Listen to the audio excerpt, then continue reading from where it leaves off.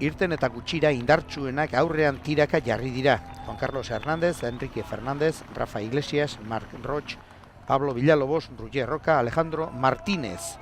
Gaintzurizketan gora Iglesias eta Roca geratu egin dira eta Marc Roig ere larri.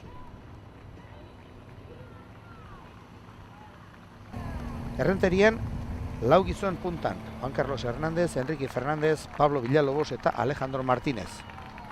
Hernández alde egiten saiatu da eta besteek ezin izan diote erantzun. Azken 8 kilometroak bakarrik egin ditu, bulebarreko helmugara iritsi arte. Hango marka ordu bete eta minutu eta erdi pasatxo. Ibilbide berria eta marka berria. Emakumetan Vanessa Beigak ordu bete 9 minutu eta 58 segundukoa egin du.